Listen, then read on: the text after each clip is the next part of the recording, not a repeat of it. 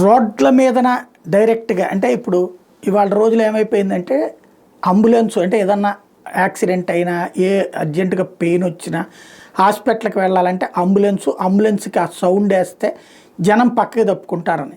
కానీ civic sense అనేది చచ్చిపోయింది ప్రజల్లో.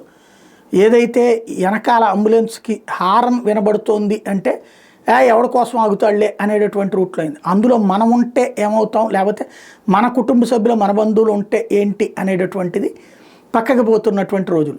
లేదా ఎవడో ఒకడో ఇద్దరో అంబులెన్స్లో తప్పుడు మార్గం చేస్తుంటారు, వాళ్ళు ఎవరు లేకుండా కూడా సైరన్ వేసుకుంటూ వెళ్తుంటారు. దాన్ని చూపెట్టేసి అన్నీ అట్లాగే అన్నటువంటి కోణంలో ప్రొజెక్ట్ చేసుకొస్తుంటారు. కానీ అంబులెన్స్కి దారి ఇవ్వడం మన బాధ్యత. అయితే ఇవాళ ట్రాఫిక్ రోజులలో మెట్రో నగరాల్లోనే కాదు ప్రధాన నగరాల్లో కూడా అంబులెన్సులు వెళ్ళలేకపోతున్నటువంటి దశలో ఎయిర్ అంబులెన్సుల వైపుకి రంగం సిద్ధమవుతోంది. ఏదైతే ఈ ప్రాంతాల్లో అంటే 788 వాహనాల సరఫరాకి ICATTతో ఈ ప్లేన్ కంపెనీ 8,700 కోట్ల రూపాయలు డీల్ చేసుకుంది. 788 వాహనాలు సరఫరా చేస్తారు. త్వరలో దేశంలోని అన్ని జిల్లాల్లో మోహరించబోతున్నారు. 2026 చివరి నాటికి ఎయిర్ అంబులెన్సులు అందుబాటులోకి వస్తాయి.